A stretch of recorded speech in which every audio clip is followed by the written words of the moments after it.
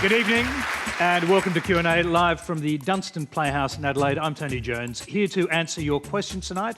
British actor, singer and political comedian Sameena Zehra, the Minister for Industry, Innovation and Science, Christopher Pyne, first Australian MP ever elected on a platform of disability rights, Kelly Vincent, the Australian newspaper's foreign editor, Greg Sheridan, and Labor frontbencher Amanda Rishworth. Please welcome our panel.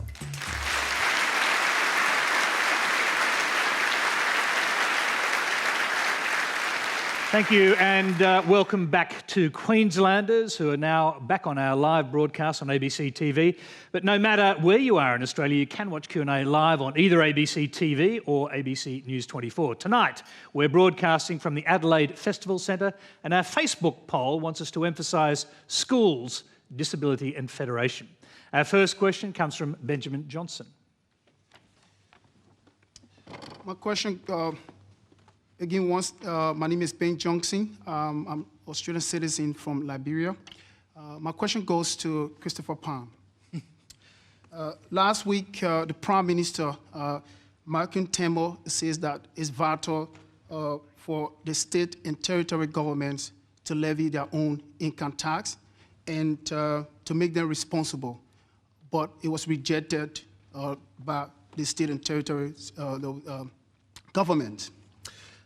Is he playing a finger-pointing game to avoid federal responsibility and put more blame on the state and territory governments if there is a shortfall? Well, if you don't mind, Benjamin, I might throw that to Greg Sheridan first and come back to the Minister after that. Greg. Well, you know, in the words of a great Australian dame, it was a pretty spooky week last week. And Malcolm Turnbull, I like and admire, and he has a point. The states are not fiscal grown-ups. But that was about the most Kevin Rudd-like week that the federal government has had. We had the greatest reform of federation, didn't last 60 hours. I remember once Mark Latham went on your program on Late Line and proposed abolishing negative gearing and had to withdraw the next morning. And Peter Costello said he couldn't sustain a policy from Late Line till lunchtime. Well, Malcolm Turnbull couldn't sustain the greatest reform in the history of federation from Wednesday till Friday. And although in the end, I think it did show up the states as lacking any sense of ownership of their own political domain, it was a pretty weird week. Now, you know the spin on this is that Malcolm Turnbull kind of anticipated this outcome all along, and what it really means is the states are just not able to handle their finances. Well, the proposition that the Prime Minister anticipated how this would turn out, anyone who believes that, I'd like to sell them the Sydney Harbour Bridge. And I thought it was a very sloppy week. And, you know, the government is essentially in a strong position. But if it keeps behaving like this, it will just communicate to the electorate that it lacks a seriousness of purpose. Christopher Pyne, a sloppy week. Well, and go back to the question, sorry. I'm happy to sell Greg the Sydney Harbour Bridge for half price, in fact, if you'll take it for half price. Well, what happened last week was that Malcolm Turnbull tried to get the states to abide by a very good principle of taxation, which is that the level of government that spends the money should raise the money.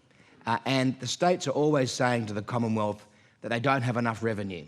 So what Malcolm Turnbull and Scott Morrison said to them last week was that you can increase your revenue, we'll reduce your grants from the government, you'll raise your own taxation through a share of income tax, and then you'll spend it how you wish to spend it, because that's a good principle of taxation. Can I just point out one flaw in that argument, which is that on the one hand, Malcolm Turnbull, the Prime Minister, said, and the states can raise their income tax as they will, and the Treasurer said that's not the case.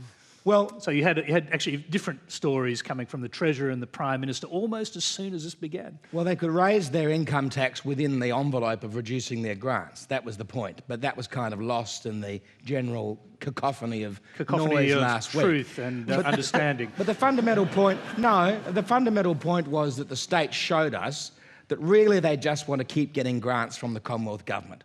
They want the taxpayers of Australia to keep giving them grants so they can keep complaining they're not getting enough money, so they're not responsible as governments, as adult governments, for how they spend their money. And I think that's disappointing, but now we know that. So next time the states say, give us more money, we can't afford to do this, we can't afford to do that, the answer will be, well, we'll give you what we can within the envelope that the Australian taxpayer can afford. Of course we will. But you did have the chance to raise your own taxes and be responsible for them, and you chose not to take that opportunity. So there were no great leaders last Friday at the COAG from the states and territories, apart perhaps from Colin Barnett, who said this is good because it means Western Australia can be more autonomous. Every other state and territory said, no, we don't want to be more autonomous. We want more grants from the Commonwealth. We want you to raise your taxes, Ben. So they wanted us to raise our taxes and bear the political pain from doing so they could then spend the money. Now, Chris Pyne, I think that's an unusual proposition. A quick follow-up question. Did the Cabinet sign off on the concept that there could potentially be 8 separate income tax rates in Australia? Did the Cabinet sign off on that before Malcolm Turnbull floated the idea? The Cabinet agreed with the approach on Friday at COAG to the states and territories. Sorry, on Friday? They agreed prior to Friday? Obviously they agreed. I meant the COAG was on Friday. So they agreed to the approach. But ahead of this, ahead of the Prime Minister announcing it, did Cabinet agree that it was a good idea for states to be able to raise their own income tax rates and possibly have 8 separate income tax rates in the country? Yeah, well, the Cabinet agreed and endorsed the policy that the Prime Minister took to COAG, which was rejected by the state premiers and chief ministers, because he's running a traditional Westminster Cabinet-style government. And I think that's a good thing. Madam Rishworth. Well, Ben, thank you for that question. And I have to say that what we saw last week was the fact that Malcolm Turnbull had promised big on tax return, income tax changes, GST changes. There are a whole lot of thought bubbles that had gone up into the air, and he'd been running out of options. So he floated this other thought bubble that had not been thought through. But if we take it to its logical conclusion, what the Prime Minister was saying is that there is no role for the Commonwealth when it comes to our public schools. There's no role for the Commonwealth when it comes to our hospitals. Now, one of the things that was rightly pointed out by the South Australian Premier is that the Commonwealth does run parts of the health system. It runs the primary health system, it runs Medicare, and you can't say that that doesn't have an interaction with our hospital system. To somehow suggest that the Commonwealth should walk away from our hospitals, walk away from our public schools, doesn't, I think, meet the test that these education, our health systems are intertwined, and we can have cooperative federalism, which is really important. But the other point is that 8 different taxation systems, one where South Australia, if we followed that to its own conclusion as well, we have lower average incomes, we have a higher unemployment rate, we would have to put up a much higher percentage of income tax just to get the money back to run our hospitals and schools. So to be places like South Australia that would have to have higher taxes or choose to have less services, that is not a Commonwealth, and that is not a place that I think residents in South Australia want to live in. Greg Sheridan, I'll just quickly bring you back in very briefly. You made the argument this is a sort of ignominious week for the government. Who actually won the political debate between Labor and the government on this? Oh, look, I think Labor won the debate last week. I don't think there's any doubt about that. Look, Malcolm Turnbull in the end did pretty well in turning it around and saying, look, this shows the states are fiscal vandals and they're not adults. That's true. And you can't establish the principle in Australia that states should raise their own money. We have real problems in our federation structure and so on. But look, I read that 9 pages of transcript of Turnbull's interview with Fran Kelly, is it on the ABC? And it looked like the beginning, a serious argument for the beginning of a long-range campaign for federation reform. And I was thinking, gee, I might write about this on Saturday because it's such an important subject. And it was gone on Friday. Now, all the Labor Party had to do, and they did it perfectly competently, was stand back and say, this is a ridiculous mess. And for that week, I don't think the government generally is a ridiculous mess. I think, you know, it's got quite a good story to tell. But for that week, it was pretty messy altogether. And this business of Morrison and Turnbull not getting on, I mean, they're paid to get on, for goodness sake. We don't need special pick facts of them. They just need to work together. They look like they've been paid to do that, actually. Yeah, but... walk out to the car together. I mean, this is all crazy. That's not what... The whole Turnbull rationale was, I'm going to have a coherent economic narrative to give you. I'm going to run a traditional, considered government. Well, traditional considered governments don't give you the biggest reform in the federation, in the history of federation, on Wednesday and abandon it on Friday. Kelly, Vincent, you watched this, I dare say. Do you have any thoughts on how that was all handled?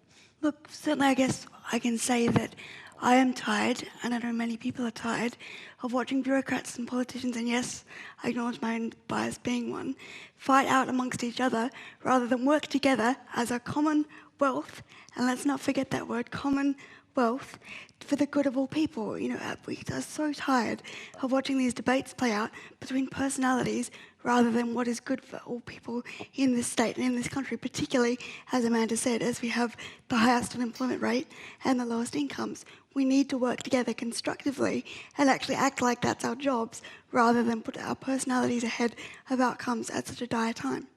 Sameena, thank you. Thank you. Sameena, how did it look as an outsider? How did this look to you this past? I mean, I think, look, I have no horse in this race, but I think that it's counterintuitive to say that you separate out, and people, like you said, you're going to have certain areas that have lower incomes or less industry or don't. And the whole point of being a unit as a country is surely to help each other out, or to put your resources where they need to go, so that, you know, South Adelaide might have a particular kind of resource and New South Wales might have something else, or however you do it, but you're doing it together. Surely separating it, have different levels of taxing, so people are going to move state. What are you going to do? How are you going to do that? Your postcode is going to govern how good a school your children go to, or what hospital you can use, or what illness you can get treated. That, it seems counterintuitive to me. Quite a few other issues raised by those past few days in the reforms. Thank you very much. The next question relates to the education side. It's from Nick Scrobb. Good evening to tonight's panel. As a young teacher who works in a public school, I was concerned last week to hear Prime Minister Turnbull's new tax reform proposal might mean an end to federal government funding of public schools. If this goes ahead, then what does it mean for Gonski funding? And won't this approach just create a more divisive atmosphere and widen the gap between public and private schools? Christopher Pyne, we'll start with you. Well, the proposal, which is not going ahead, but the proposal was first raised in the Audit Commission post the election in 2013. And the reason why the Audit Commission raised the idea, which Malcolm commented on last week, was that they said that the Commonwealth funds 13% of all the funding in public schools, because the states are the majority funder of public schools, and the Commonwealth funds the majority funding in non-government schools, whether they're Catholic or independent schools. So we've been doing that since 1963, since the Goulburn lockout in New South Wales over funding of non-government schools, which the Menzies government responded to. So over the last many decades, 6 decades, the funding system has evolved so that the states are the majority funders, 87% of public schools, and we are the majority funders of the non-government schools. So the Audit Commission said, rather than having this current situation where parents blame, say, the Commonwealth government for a public school failing, we should separate out who actually the funders are of schools with the levels of government that are responsible for them. The Commonwealth doesn't own any schools, doesn't run any schools. The states run all, and the territories run all the schools. So let's make the lines non-blurred. That's not going to happen, and we are going to continue with the current funding model. So you just made a perfectly coherent argument for something that's not going to happen. Well, because I was asked the question about why this was raised last week. But it's absolutely not going to happen now. Well, I'm explaining what the Audit Commission said, Tony. No, the question, they asked me a serious question. Yeah. I'm giving a serious answer. Well, the other part of it was about Gonski funding. And I'm getting to that point. Okay, well, so, I'm just trying to hurry you along. Well, they asked me a serious question. Yes. And do you want me to answer it seriously or be flippant about it? And I think the answer is you want me to be serious about it. I do, but within time limits. Well, in terms of Gonski funding, I'm sorry I'm being cut off to answer your question, but there are 4-year funding agreements for the school funding between the states and territories. So when I became the Minister for Education, we committed to those 4 years of funding as part of the funding agreement and the 4 years of the forward estimates in the budget. And in fact, I put $1.2 billion more into the school funding agreements because Bill Shorten had taken that out because Western Australia, Northern Territory and Queensland hadn't signed up to the new agreements. Then beyond that is beyond the forward estimates. Now, Labor's said they've got $30 billion to spend in those extra 2 years on the so-called Gonski funding. We're saying we'll deal with it in the 4-year agreements that we have with the states and territories and the Catholics and the independents, and that runs out in 2017. So there'll be a renegotiation in 2017, starting in 2018. And of course we'll increase funding, because we've increased funding from the Commonwealth from 2009 to 2014 by 20%, whereas the states have cut theirs by 0.3%. So we're always increasing funding from the Commonwealth, and the states are removing funding from their schools. That's the facts. So we will do that into the future, but we don't have $30 billion to spend, and Labor didn't allocate $30 billion in those out years, and Labor pretending that they have that $30 billion is a con job, which they will take to the election, and they will never deliver because they don't have it. Okay, let's hear some more about Gonski, and we'll bring the other panellists in. We've got a question from Sally Ifantis. Hi, Tony. Welcome to Adelaide. Hi, panel. Our schools have used Gonski funding to target and support students with a range of learning needs. We have seen vast improvements based on data that schools have collected and devised. Comparing the before and after, data has been quite astounding. Better Schools funding is getting results. It's working and has only received a portion of it. We know we can do so much more for our students. What will you do to secure years 5 and 6 of the Gonski funding? I'll come to Christopher Pyne on this in a minute. He just had quite a long answer earlier. Amanda Rishworth to start with, and I will come back to you on this. Thank you very much for that question. Christopher Pyne really outlined why there needed to be a big funding review, because funding hadn't been touched for years and years. In fact, in 40 years, there hadn't been a proper review of funding. That's what Gonski was all about. It was about reviewing the system, the historic anomalies, and what it came up is a model that was needs-based, sector-blind, that actually looked at resources going to where students needed it. And what that transparent model did was ensure that no matter where you were as a child in this country, you could go to a school, you would have the resources you need to actually achieve your potential. Now, if we go to a system where we start splitting off the private and the public schools, what we will get is a system that doesn't achieve that doesn't allow students wherever in this country to achieve their potential with that needs-based funding. I've travelled around this country and seen what Gonski funding is doing. Teachers and parents are implementing programs and resources, teacher equality improvements in their schools that are making a real difference to achievement. This is a national priority because we are in a big competitive race, but it is not a competitive race between New South Wales versus South Australia versus the ACT. It's not non-government schools versus government schools. I'm going to cut you off in your prime as well. I'll just finish off. It is about a global race. We need a national schools agenda and a national funding resource agenda. We have funded it, unlike Christopher Pyne said that we haven't. Can we quickly address that question? Because absolutely. Christopher Pyne said you left a $30 billion funding gap, which they haven't been able to fill without raising taxes or something else. Why did you leave a gap? Were you just promising on the never, never? Well, we were not promising on the never, never. Indeed, if we were, why did the 2014 budget identify a $30 billion saving from schools? If it wasn't in the budget, why was it identified as a saving in the 2014 budget? But in addition, why did the government, the now government, promise to match Labor's funding for schools dollar for dollar if they thought it was a fantasy and it could never be achieved? In terms of our policy going forward, we are recommitting to the Gonski funding, and we have identified close to $100 billion worth of savings. What we've committed is a 10-year funding agreement. The $30 billion is not over 2 years, it's over a 10-year period.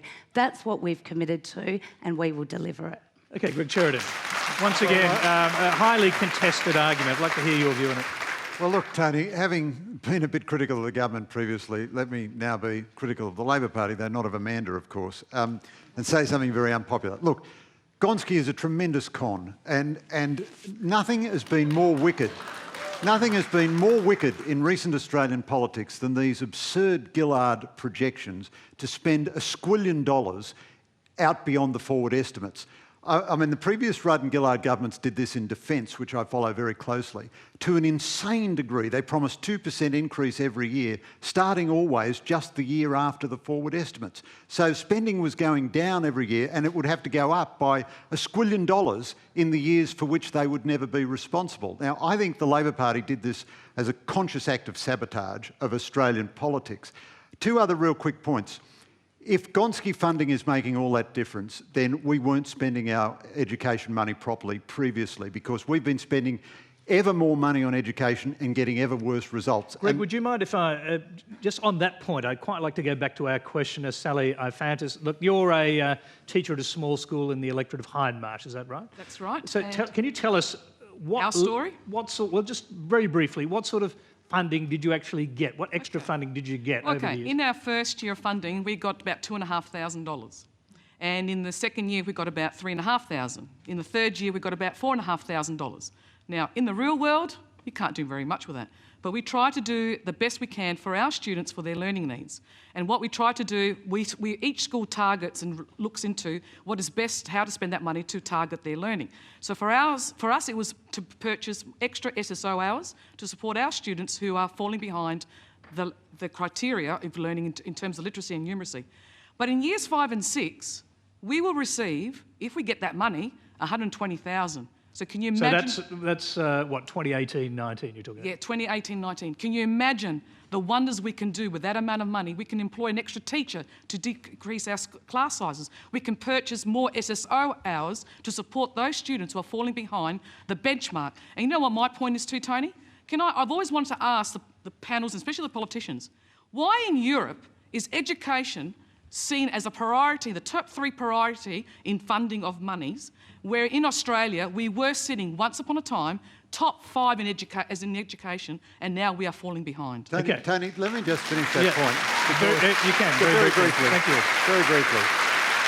Look, there are two, just to finish my point, there are 2 things there. So the big increase came after Labor's forward estimates were finished. That's a perfect illustration. The other thing is, where I spend a lot of my life in Asia, there are many, many societies in North Asia and Southeast Asia which spend a tiny fraction of what we spend on education and get consistently much better results. Now, you're really telling me Koreans and Singaporeans are so much cleverer than Australians?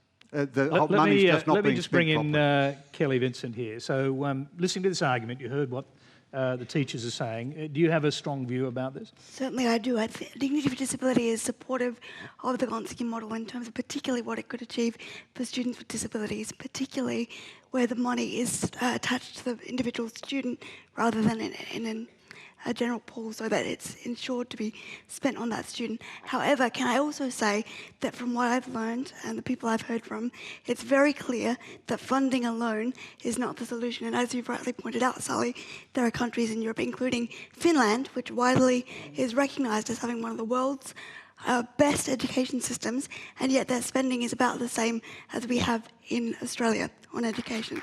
And so, sorry, I haven't quite finished yet, so I might mess it up. So what is clear is that it's not just about the funding, it is the culture. And one thing that I think Finland does really well is culture. It does less is more. Let's actually not prepare these students for NAPLANs or for standardised testing alone, but for life. And let's ask them the questions that will serve them well in life. And let's, in the case of students with disabilities in particular, no longer burden them with what George W. Bush called, and I don't have much in common with George W. Bush, I think I can safely say, but I think he got it really right when he talked about the culture of low expectation. And for so many people from different backgrounds, but particularly I think students with disabilities, we repeatedly see them burdened with the expectation of low expectation. So because we don't expect them to do much, we're not investing that culture that would actually see them ask, what do you want to achieve? What are your skills? What are your assets? What are your capabilities? Rather than assuming incapacity and not focusing on capacity. You've actually, thank you. In a way, you're sort of anticipating part of our next question, so I'll go straight to that and I'll come back to the Minister in a moment. The next question is from Ben Payor-Smith. This is for Kelly Vincent and for Christopher. Hi, I am Ben. I am 16 years old. I have Down syndrome. I go to a mainstream school, and I love Kelly.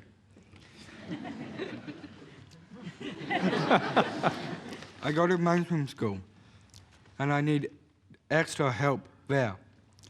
I want to know when the government will help students with disabilities like me properly, so I can get a good job when I finish school. We can have fun, but we have been waiting a long time. Thank you very much. Christopher Pyne. Well, thank you, Ben, for your question. And I think, hello, Sam. Hello, Ben. We know each other very well. We've worked together over many years to try and improve the outcomes for people with disabilities. And I know that you and Sam very keenly are aware of the issues around the NDIS, for example, but you've asked about school funding. And I'll give you also a serious answer too that I tried to give before as well. And that is that we are putting more money into children with disabilities in schools than ever before. And when I became the minister after 2013, we absolutely fulfilled the commitments that Labor had made and that we'd made in the election to put more money into children with disability in schools, particularly to support children in mainstream schools. Where the breakdown has been, and being completely honest with you and the audience, is that this relies on data produced by the state and territory governments, and each year the state and territory governments have continued to delay the provision of that data. Now, we have the data, obviously, that says these are the number of people with disabilities. We don't have the breakdown, the clear breakdown of exactly the needs of those children in the schools. And yet again, the states failed to meet the deadline that we'd set for them in the Education Council ministers' meetings. And this is Simon Birmingham's responsibility, of course, now as the Minister for Education.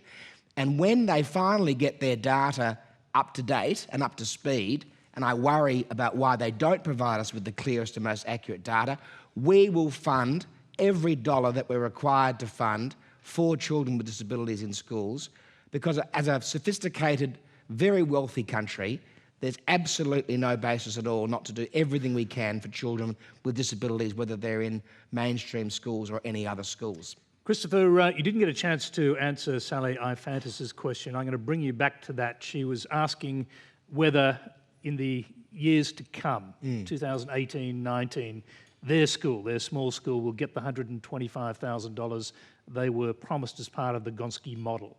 Well, I mean, there's lots of issues that were raised during that discussion, so sure. There's actually a couple I'd like to respond to. Yep. I entirely agree with Kelly that we don't want to just focus on funding alone, because funding is not the answer to every problem in school education.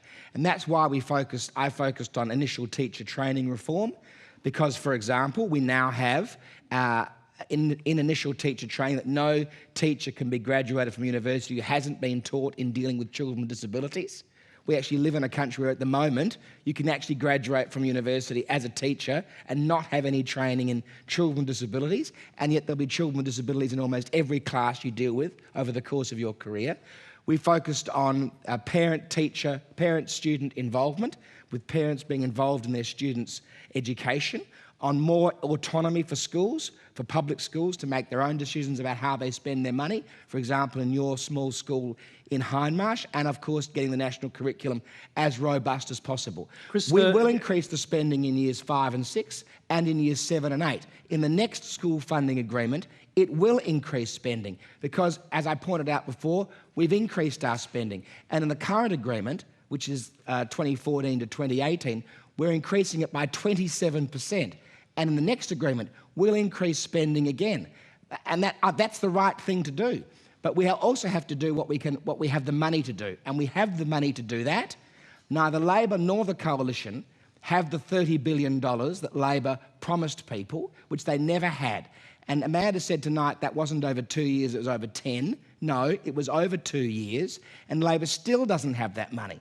And at the election, they will promise that they're going to give you the money, and after the election, they'll turn around and say, actually, We haven't got it. Okay, I'm sorry, but you do get a right of reply to that, briefly. Well, I'd make the point that in terms of disability funding, my understanding is that in terms of the data collection, it's on the minister's table and he's not releasing it to the public. So there is, I think, concerns around the slowness that it's taken to get the disability loading implemented properly.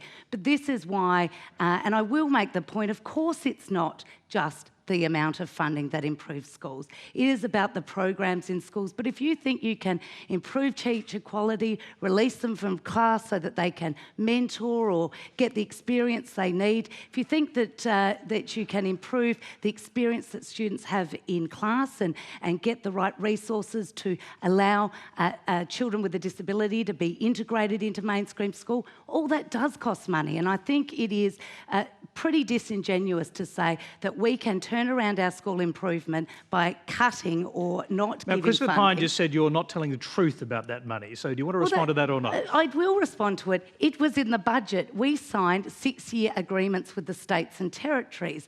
We had outlined a number of savings measures that we were going to use to fund that money. I think there are a number of structural savings that we did make. Now we are proposing, we're in opposition, we're proposing to refund schools properly, and we have identified savings. So it's all well and good. Just because Christopher's run out of ideas around raising revenue and cutting spending, just because the government doesn't have any ideas, doesn't mean that Labor doesn't have any ideas. We've put ideas on the table, and perhaps they'd like to take some of them up. Okay, I'm just going to go back to Sam Payor. You've been mentioned by the Minister. That was your son, obviously, who asked that wonderful question earlier. So, but you also got a question.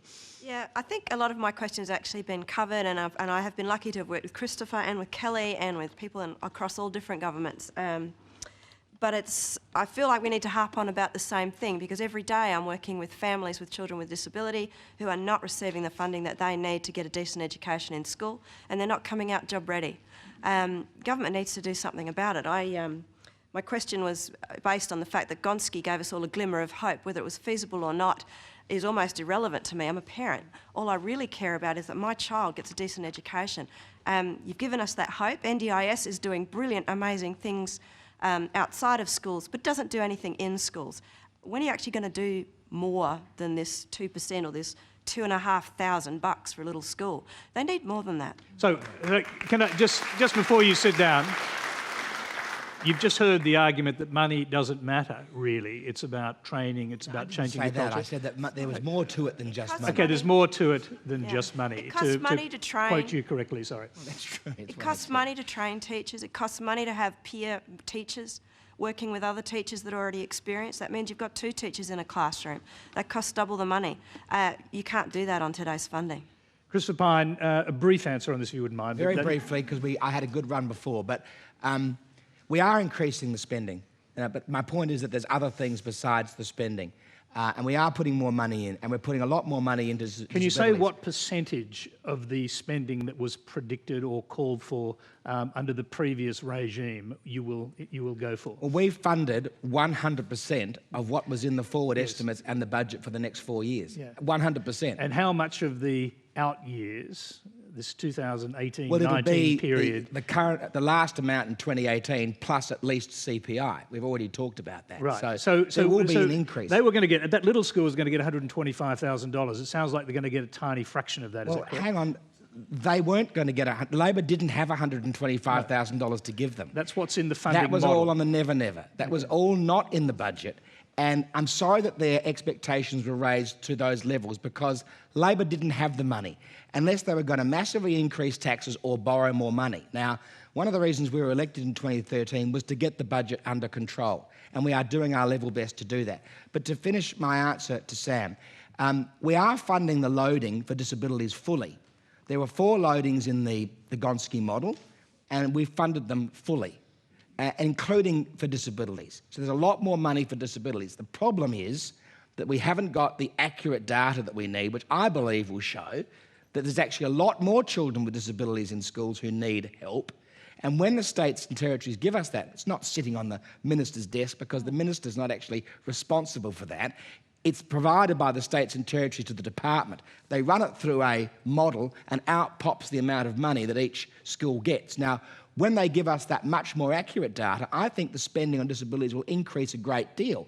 And I won't begrudge the Commonwealth doing that at all, because that's the right thing to do. All right. Sameena, just listening to this, as an outsider, how does this play out? You hear similar debates in England? Oh, yes, very much so. We've got a whole, at the moment in the UK, they're trying to privatise education by turning schools into academies, which is a terrible idea. People mentioned Finland, two people mentioned Finland. One of the things about Finland that is very, a previous education secretary of ours was very excited by the Finnish model, and he went there and then he realized that there are no private schools in Finland. They are all run by the government, and that is why there is a level playing field, and everybody, so, you know, if you are rich or wealthy or a politician or whatever you are, your children will go to the same school that everybody else's children go to. And when that involvement happens, everybody is raised up at the same time. And I think that's something to think about, just the money as well as the way in which I'll just bring it's Kelly done. in on that, because you talked about the culture, but part of the culture of Australian education, obviously, is it's split between private and independent and public schools. And the funding, obviously, is as well. Do you see that as a problem? Look, I certainly do to an extent, but certainly from the work that I've done in disability and education, and Sam is, of course, familiar with much of that, what is clear to me is that the divide in terms of the expectations or lack thereof for students with disabilities are really the same, whether in public or private schools. And so I think this is an across-the-board problem that needs to be addressed. And thank you for reminding me of that, Sameena, that is one of the things that Finland did, was get rid of private schools altogether. Because again, the question we need to ask ourselves is, are different students based on which geographic they might happen to live in, or which income bracket the parents might happen to be in at the time that they're going to school, are they really worthy of achieving different educational outcomes because of that? And when it comes to disability, it's very clear that the private-public shift doesn't quite matter maybe as much, except that I do hear of many constituents choosing private school, not because they have the income for it or it's easy for them, but because they are better resourced. But in terms of the culture stuff, I think it's really across the board. But certainly we do hear that private schools are better resourced to deal with disability-related needs, and I certainly don't believe that that should be the case, given that disability, as I'm sure we all know, as I certainly know, is not all that an exclusive club. Any one of us could join it at any minute, and it does not discriminate on age, it does not discriminate on gender, and it certainly does not discriminate on income bracket, and so we need to make sure that the same supports are available across the board. Thank you very much, Kelly. Now, we have to move on. We've got plenty of other subjects to cover. Remember, if you hear any doubtful claims on Q&A, send a tweet using the hashtags FactCheck and Quanda. Keep an eye on our Twitter account for the verdicts. Now, the next question comes from Andrew Pfeiffer. In the same-sex marriage debate, supporters of traditional marriage are being labelled as discriminatory or bigots. If same-sex marriage is legalised, how will Parliament ensure that supporters of traditional marriage are not themselves discriminated against for holding firm to their beliefs? Sameena, I'm going to start with you, because Britain and more recently Ireland both have same-sex marriage legislation. Okay, look, this is I don't even understand why we're having this conversation. There are...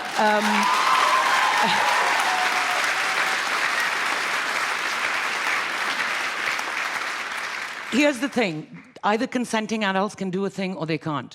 So you go to wherever you go to get your marriage license, and the person goes, are you consenting adults? Yes, we are. Are you related by blood? No, we're not. Are you married to somebody else? No. Okay, here you go. Have a good life. That's it. That is it. I don't understand the reason why you would say no to that. So the question there was about whether supporters of traditional marriage end up worse off. Okay, so you really have to describe traditional marriage to me then, because when you say traditional marriage, It can mean a number of different things. It can mean biblical marriage, which can mean like having 100 wives. It can mean, do you mean like traditional Islamic marriages? That's like 4 wives. Does it mean traditional Jew? I don't know. What do you mean by traditional marriage? There's a whole thing. The thing is that as a society, we decide, we change, there's lots of traditional things that happened for ages and ages and ages, and then as a society, we all went, this doesn't work, let's do something better. There was a point at which divine right of kings, slavery, there's all sorts of things that were legal and fantastic and wonderful. And then we decided to change them, and now we're deciding to change this, and it's about time. So... If you want to come back, Andrew, you let us know. Yeah. Go ahead. That wasn't my question. Yeah, but what I'm saying to you is that you have to define what you mean by traditional and why is it discriminatory. Okay. Let me just go back to Andrew. Do you feel a fear that you may be discriminated against? Yes. Yes, and why is that? I'm a Christian, and I fear that if same-sex marriage is legalised, pastors and other church leaders will be either forced to marry same-sex couples or that they will be discriminated against as a result of that or persecuted. Who's forcing them, though? Is somebody forcing anybody to marry anybody? No. The state issues the license to marry, but if a person says, I don't want to marry you because of my religious beliefs, I don't know that any people would want to be married by that person. Okay, I'm going to bring Christopher Pyne in because it was originally posed as a question for how Parliament will ensure that supporters of traditional marriage are not disadvantaged. Well, number one, I don't accept the premise that supporters of opposite-sex marriage are going to be discriminated against because people from same-sex couples want to join their club. I don't see that premise doesn't follow to me. In terms of the mechanics of supporting churches or ministers or priests who don't want to marry same-sex couples, well, nobody can force anybody to do anything. And if there was a change to the law and the plebiscite that we've proposed, which means that everybody here's vote's worth the same as mine, it would obviously have a protection for churches and ministers and pastors not to marry or breach their own conscience, which is something we've accepted in Australia and the Western world for centuries. Now, I support marriage equality for probably slightly different reasons, and that is that given that there's so many children now of same-sex couples because of adoption laws and IVF laws over the last 10 years, I think that those children should be able to exist in a household that has some legal certainty.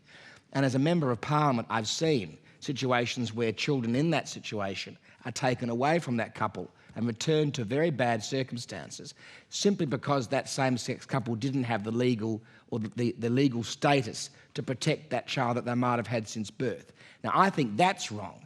And I also think that, as an 86-year-old woman said to me a couple of years ago, in the 50s and 60s, the same-sex couple groups used to say that marriage was legalised rape, Happily, they don't say that anymore, but they said that in those big debates. That? No, in those debates in the 60s and when people were getting very silly about marriage. It's definitely true that they said it.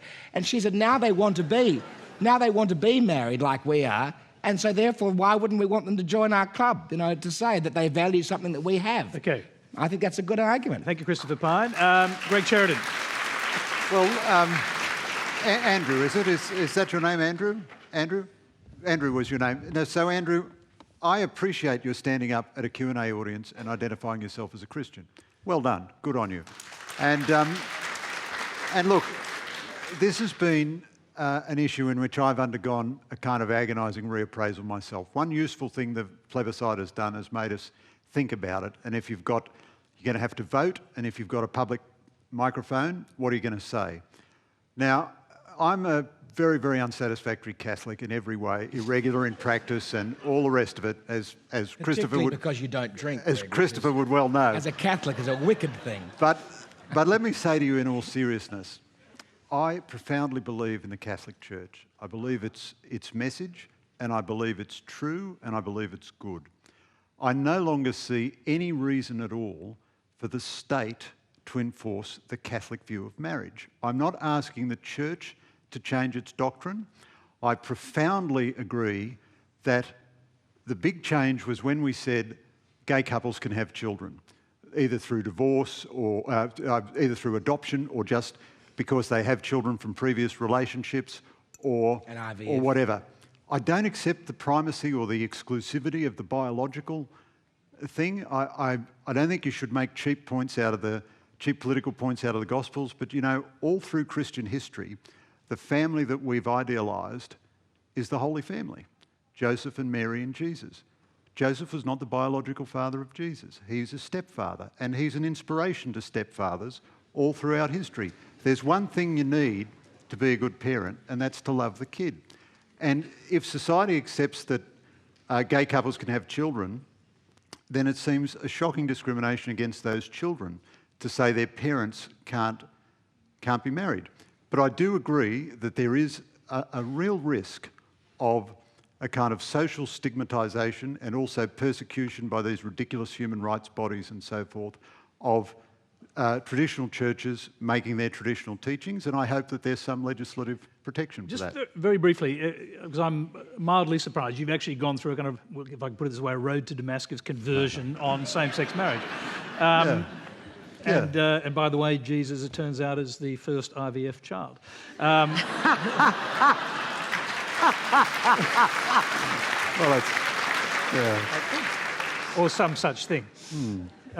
Anyway, what made you change? Was it simply that you saw, which has been around for a long time, adoption and so on, or did something else trigger this?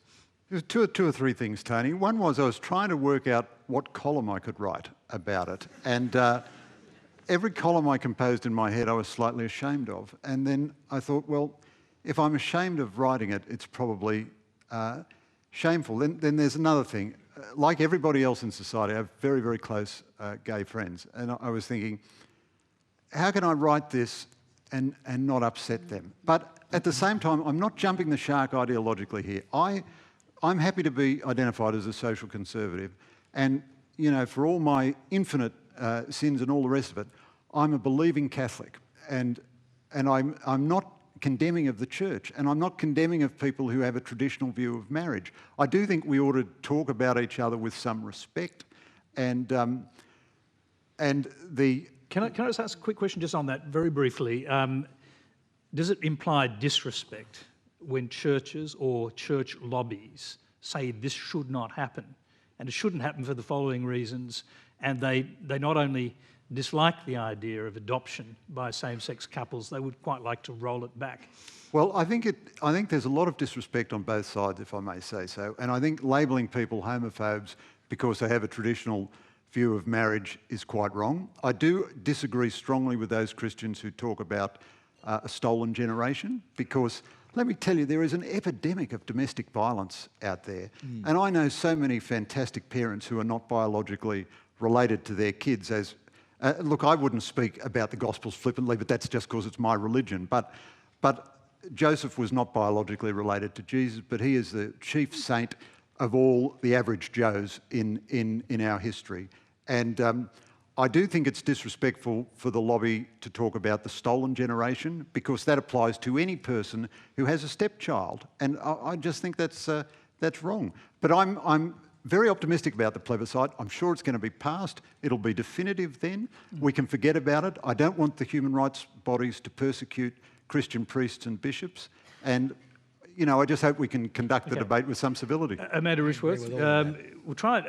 I don't mean to say this. I let him go a little longer because it was a surprising answer, but go ahead.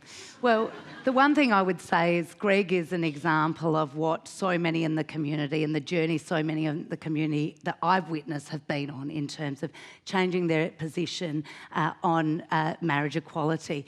I have to say, though, the bill before the Parliament, or the number of bills that Labor has put up before the Parliament that could be dealt with by the Parliament, clearly indicates that no religious priest or pastor or rabbi would have to solemnise marriage. There is that exemption in the bill.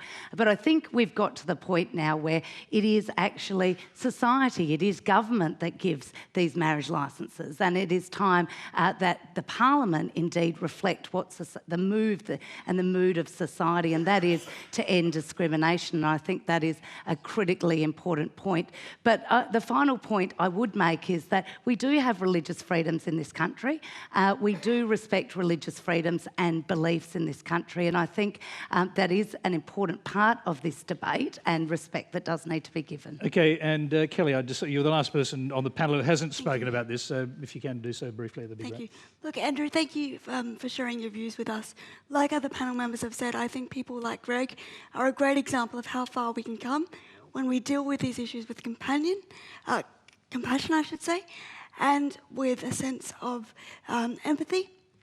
And I think that we as a society have already done that on issues like interracial marriage. You know, not so long ago, in a historical context, interracial marriage was something to be laughed at and scorned, and now barely anyone blinks an eye. And I certainly believe that we will go on the same journey in terms of marriage of people of the same gender.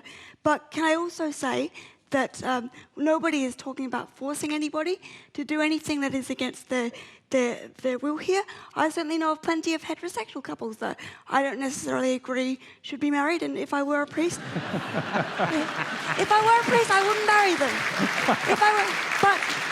But can I also say, Tony, just briefly, yep. I also don't support a plebiscite because I don't support spending $500 million of taxpayers' funds on something that poll after poll after poll has shown us the public already supports and the Parliament already has the power to do. And can I also say that while I appreciate you sharing your views with us, I like to think of myself as a reasonably intelligent person who can see several sides to a debate. But I cannot understand why two people over here doing this in any way directly impacts your relationship over here.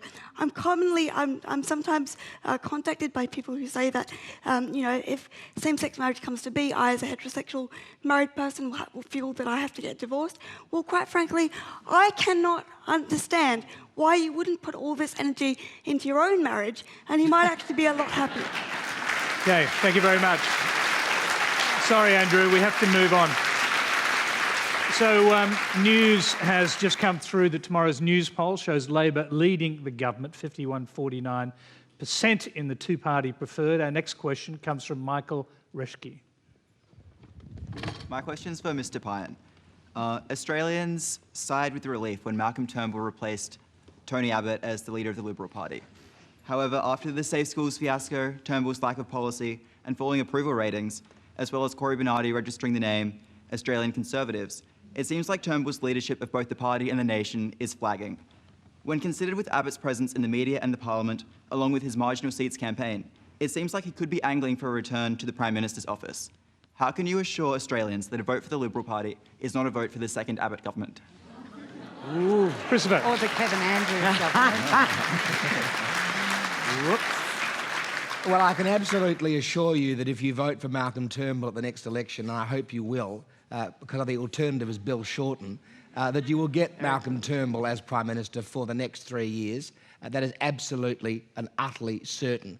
The party room made a very clear decision in September last year, and I know that the commentators are very hyperventilating, a word that Tony Abbott used to use a lot, about changes in polls. But actually, if you look at the poll between who people want, Malcolm Turnbull or Bill Shorten, Malcolm always leads Bill Shorten basically 2-1, at least 2-1.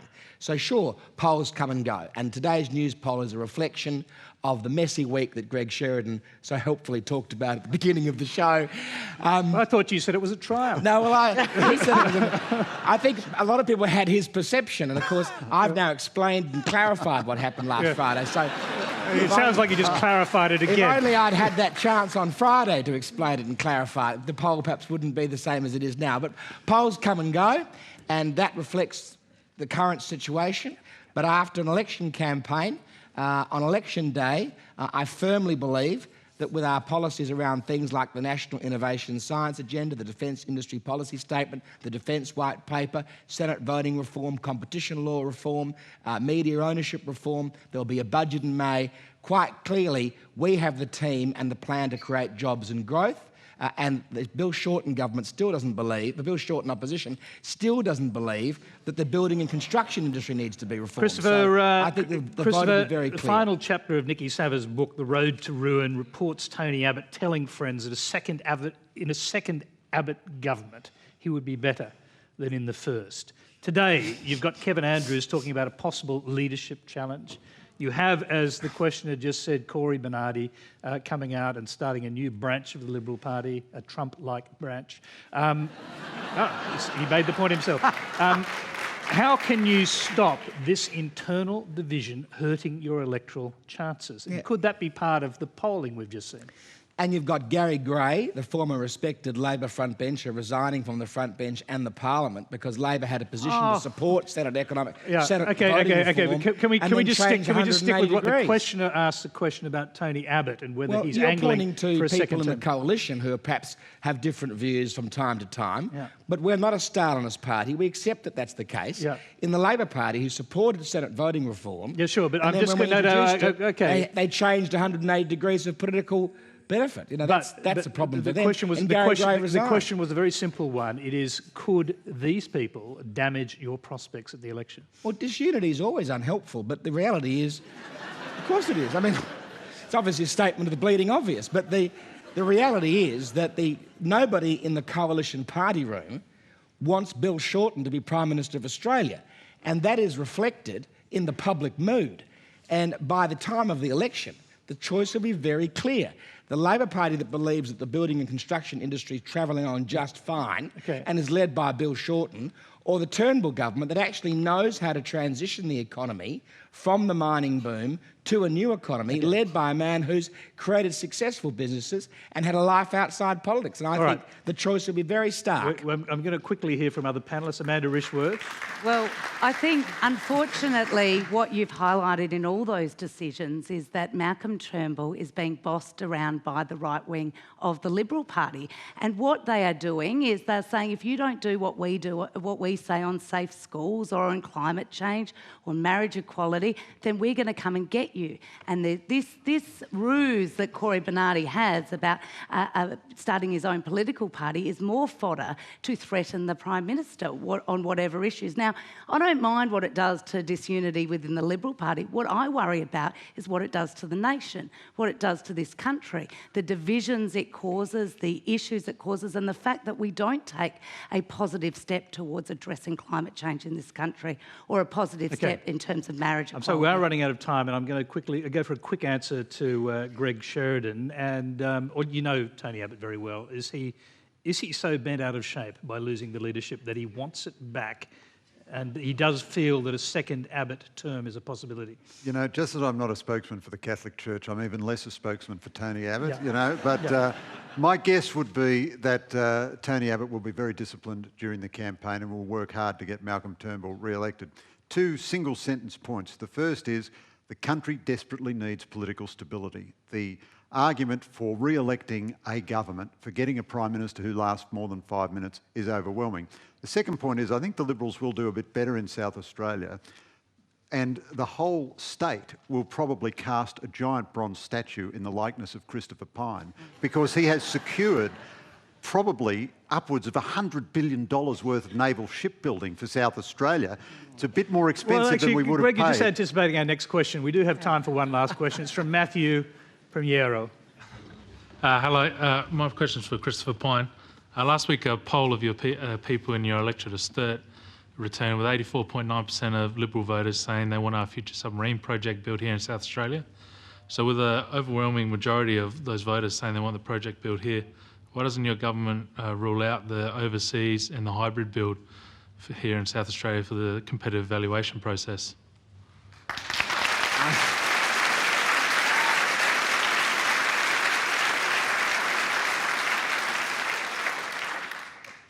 I understand we're running out of time, so I'll try and be as brief as possible. As the senior South Australian Cabinet Minister, obviously I want to maximise the amount of naval shipbuilding done in my great state. I'm a fifth-generation South Australian, and I couldn't be more proud of this state. The reason why we haven't ruled that out is because we're going through a competitive evaluation process. And the Japanese, the Germans, and the French have put in bids for this contract. And to somehow towards the 11th hour suddenly change that could leave the government and the Australian taxpayer open to all sorts of legal ramifications. So the process must go through its process. But I am very confident that in the same way as we've announced 9 future frigates to be built here in Adelaide, we've announced offshore patrol vessels, the Pacific patrol vessels, we've got 12 submarines in the Defence White Paper. This will secure South Australia as the centre of naval shipbuilding for all time. And I personally, as the Minister for Industry, brought the Centre for Defence Industry Capability to South Australia, which was announced about 3 weeks ago, a $250 million centre, which actually completely crowns the fact that everywhere in Australia, no matter what other politicians say, they recognise that Adelaide is the centre of naval shipbuilding, and we are making the decisions that will secure those jobs for decades into the future. Now, Greg Sheridan says it might be $100 billion, it's probably closer to $80 billion, but it's a lot of money and a lot of jobs and a lot of growth, and will mean that my kids get to stay here and your kids and others, children here, stay in South Australia into the future because we have a great state with an optimistic outlook. Now, Christopher Pyne, just before someone casts a giant bronze statue of you, you can do the unveiling on a rumour of what might happen. Simple question. People of South Australia, the voters, going to have an answer on the submarines before the federal election? Well, I think that's very likely, yes. I mean, obviously when the election was going to be in September, and I still hope it will be, by the way, and it still can be if the Senate passes the Australian Building and Construction Commission and the Registered Organisation Commission's bills. So if the election was in September, it would easily have been finished before then. If the Senate doesn't vote for those bills, and therefore we have a double dissolution election, which may therefore be in July, potentially. Obviously, that's being part of the national narrative and discussion. It will probably be harder, but I still think it will happen because I don't think you can expect anyone in Australia to go to vote without knowing what that big investment's going to do, where it's going to be. And you would absolutely ensure that it happened, presumably, because an election in South Australia is critical for so many Liberal Party candidates. Well, I am part of the process of deciding, of course, because I'm on the National Security Committee for Defence Industry Decisions. So I am actually a bit constricted by being in that role, but obviously I'm working as hard as I can to push it through for South Australia to maximise the build in South Australia because I know it means jobs and growth. Are you happy to hear this? I'm just. I want to see ink to paper first. Let's see ink to paper. Show me the money. And on that very sensible comment, which we will take as a comment, we'll have to leave you for tonight. Please thank our panel, Sameena, Zehra, Christopher Pyne, Kelly Vincent, Greg Sheridan and Amanda Rishworth.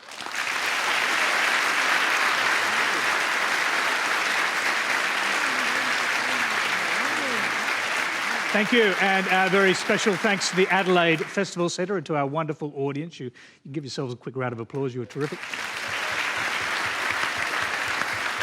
OK, now, I did say quick. Next Monday, Q&A will be joined by pessimistic English writer Theodore Dalrymple, a retired prison psychiatrist who champions individual responsibility. Shakespeare scholar, historian and feminist author Germaine Greer.